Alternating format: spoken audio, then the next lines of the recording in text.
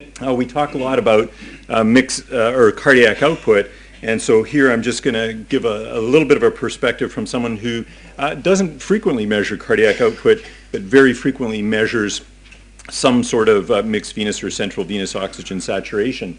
So Jean-Louis, in his charge to the speaker, said we have to be provocative. So here I'm going to try and be a little provocative and ask the question, do we really need to know cardiac output?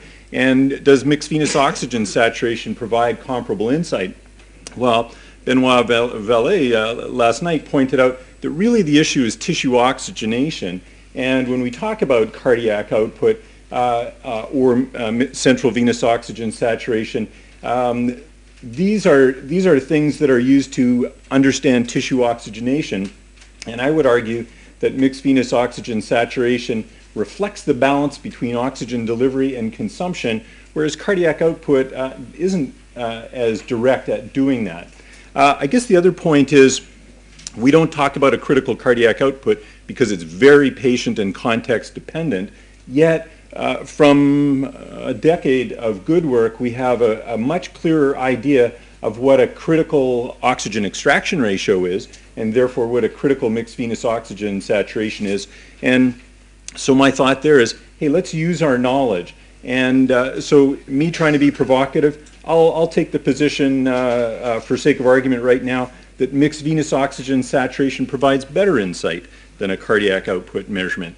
And to start off with, I'll just plot out the Fick equation, and I've stolen this slide unashamedly from Jean-Louis. And the Fick equation, I'll just point out that cardiac output and mixed venous oxygen saturation are just surrogates for tissue oxygenation, so there's something more important underlying these variables. But let's just get a sense for when mixed venous and cardiac output would be good things to measure. Well, you can see if you were looking after healthy athletes who were not sick, then cardiac output is the best measure because you get a big change in cardiac output and very little change in mixed venous oxygen saturation up on this portion of the curve. So mixed venous oxygen saturation is going to be error prone and not informative. On the other hand, if your patients have problems with relatively low cardiac outputs, then cardiac output errors are going to be a big problem on this part of the curve. And possibly mixed venous oxygen saturation may be a better reflector of the thing that underlies all of this that we're worried about, tissue oxygenation. A big issue or something that people want to make a big issue is that central venous oxygen saturation is not a good estimate of mixed venous oxygen saturation. You know what, by and large I agree with that. There's lots of studies in the literature that show good correlations, good R-squared values between central venous saturation and mixed venous saturation, but there are certainly outliers.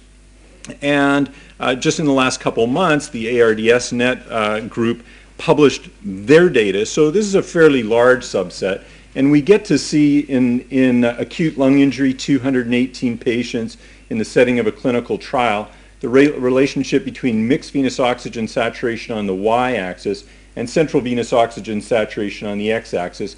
And you know, there's, like every other study, there's a reasonable correlation, but points lie outside the curve. I just drew on the line of unity. I noticed that the authors here didn't draw in the 95% confidence intervals correctly because they're supposed to splay out at the end instead of narrow.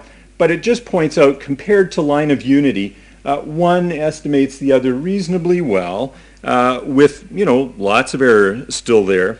But I suppose, you know, if there was a take-home message for me, it was if your mixed venous oxygen saturation in this group of patients were greater than 70%, the central venous saturation was greater than 70% here on the x-axis, then your mixed venous oxygen saturation was higher than 55%, 58%, something like that, so compatible with life. But of course, there's always the outlier.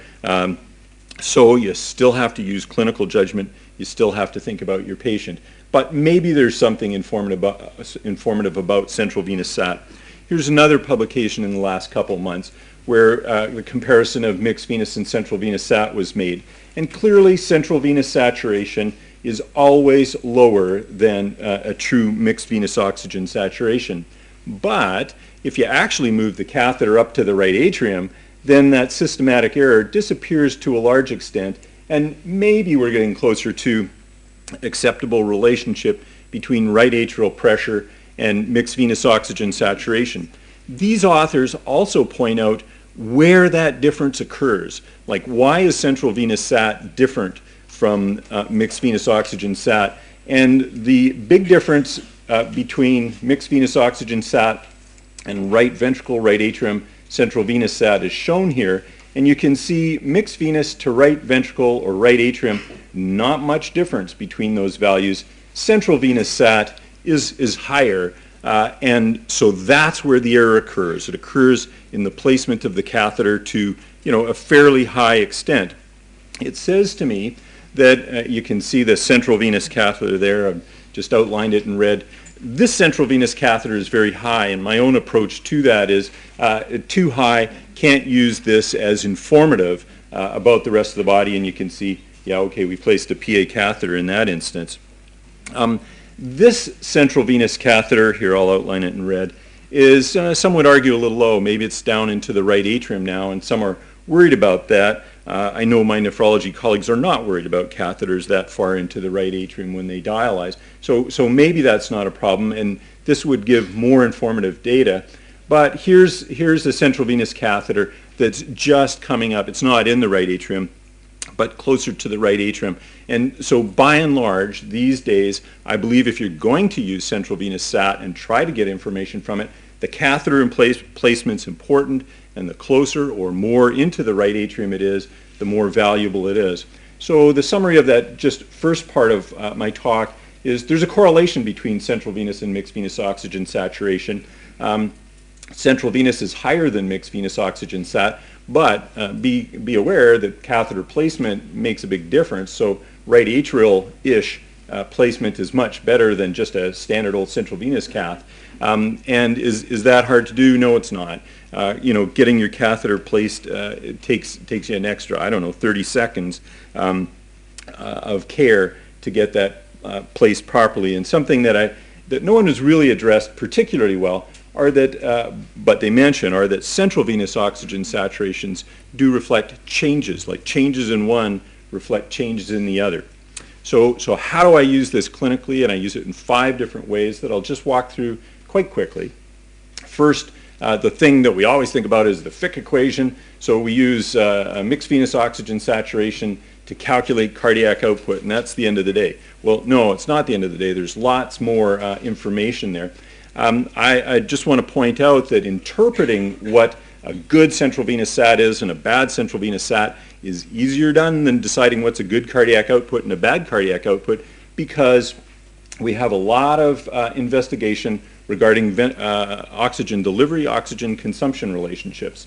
I'd point out that central venous oxygen saturation is embedded in early goal-directed therapy, and I'd point out that central venous oxygen sat impacts arterial hypoxemia in the setting of venous admixture, and then a cool little thing, mixed venous sat quickly estimates venous admixture, shunt fraction if you want. So part 1, Fick equation, and in its simplified form, but VO2 in the patient who's not moving around, hemoglobin 1.36, arterial oxygen sat, these are all kept relatively constant in many of our patients. So mixed venous oxygen sat is the thing that is a good indicator in this equation of cardiac output. And doing this calculation at the bedside, I just want to point out, is dead easy, so that for an arterial sat, a 95, 70, and these values of hemoglobin, there's a cardiac index of 4 liters per minute, so just fine. So just point out Fick equation, it's not a worrisomely complicated thing to deal with. Now, oxygen delivery, oxygen consumption relationships. In a very simplified form, arterial sat's pretty close to 1. Mixed venous oxygen sat is 1 minus the extraction ratio, and we know lots about the extraction ratio. So you all know that if you plot oxygen consumption versus oxygen delivery, there's a plateau on the relationship where changes in oxygen delivery don't change your basal metabolic rate, But, of course, you can't extract more oxygen than what gets delivered, physically impossible. So at some point, oxygen consumption's got to fall. This is lactic acidosis, shock. In a dying patient study we did, we found patients don't live down here longer than 20 or 30 minutes, so it's not a good place to be. So what are the extraction ratios and the mixed venous, the corresponding mixed venous oxygen sats? Up here, extraction ratios in the 25% range, or therefore 1 minus 25%, 75% mixed venous sat. That's great. Down here, below a critical oxygen extraction ratio that in many animal studies of normal animals is about 75%. That means when your mixed venous is 20, 30%, that's concerning. The problem is what we found in doing these studies is in sepsis and in other inflammatory states, the tissues aren't able to extract oxygen as well. So the critical oxygen extraction ratio drops, and so the mixed venous oxygen sat that is at the angle here, at the corner of the critical mixed venous oxygen sat, is now in the 40 to 50% range, and given that patients change over time, this puts a limit on how low you'd be willing to let your mixed venous oxygen sat go. Central venous oxygen sat is part of Manny River's early goal-directed therapy. There it is, circled with a red. There's nothing magical about the value of 70%, but it's a reasonable target. I guess what I want to point out about this study, well, here, let's think about how many replications of the activated protein C prowess study have there been? Positive replications, well, none.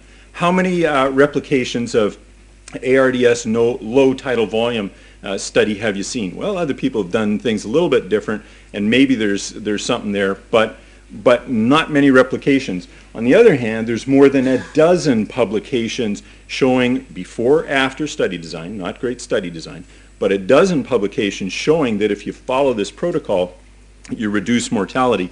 So maybe it's all wrong, but heck, it's the only one that's been replicated a dozen times and published in the literature. So maybe there's something to it. Okay, now getting towards the end, remember that your mixed venous oxygen sat in the setting of shunt contributes pretty dramatically to arterial desaturation. Let's think through that. I'll exaggerate. A low mixed venous sat, 40%. Half of it goes through the shunt, half of it goes past the oxygenated alveoli. Half and half mix between 100% and 40% is 70% arterial sat. You keep dogs at an arterial sat of 70% for 4 hours, they die of hypoxemia, so that's fatal hypoxemia. You do nothing to the lungs, nothing at all to the lungs. And you increase mixed venous oxygen sat to 80%.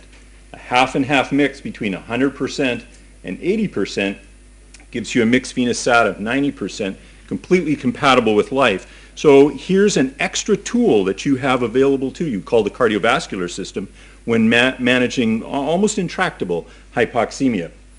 Sort of related to that is mixed venous, here's the equation for venous admixture.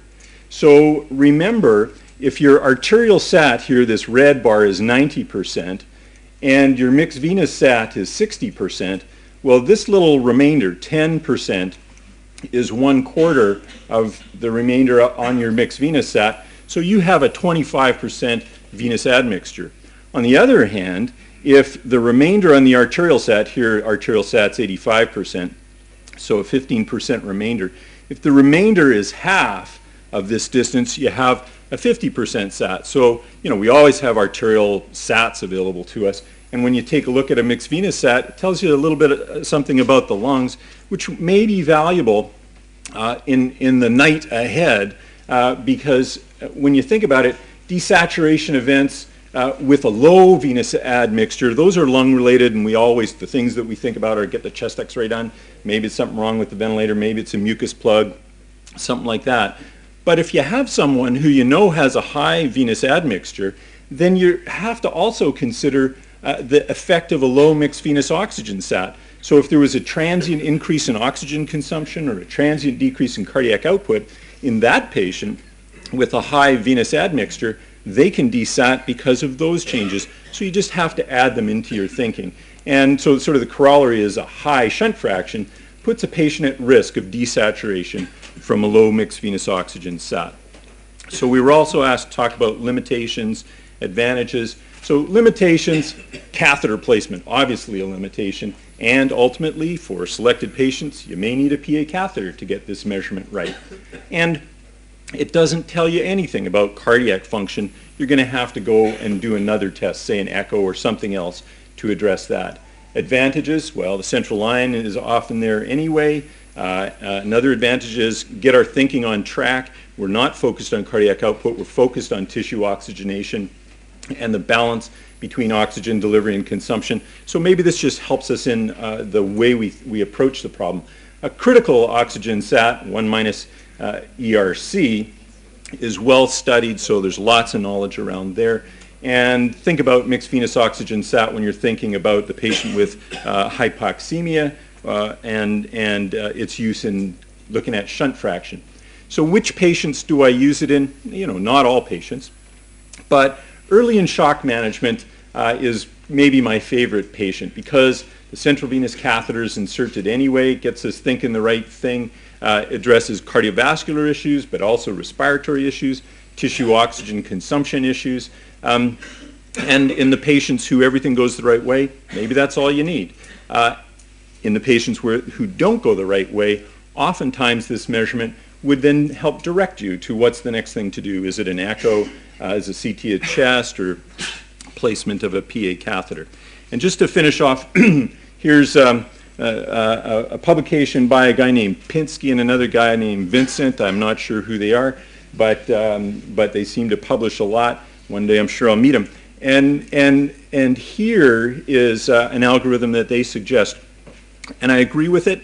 I like it a lot, and this is basically my approach to life, except I would say if you had a low cardiac output, I'm sure these guys agree. You wouldn't ignore a hemoglobin, so you're going to check it anyway. You're going to go down that pathway anyway. And I bet they agree that if you have myocardial dysfunction, you still need another test like an echo to figure out what the cause is, because the PA catheter didn't tell you if it was a valve problem or a tamponade or what it was. So given that you're going to do those things anyway, how about this? So here's me being provocative. I was asked to be, so there you go. How about, go this pathway, go straight to the hemoglobin. You're going to address that anyway. And then you'll get sent down this pathway, and with the preceding data, now choose between, is an echo going to be the best thing, because you're probably going to want that anyway, or do you need repeat measurements and something like a PA catheter or another tool that we'll talk about over the next couple days to look at cardiac output. So there's maybe how I would at least ask, should we change our thinking in that direction? So thanks very much for your attention.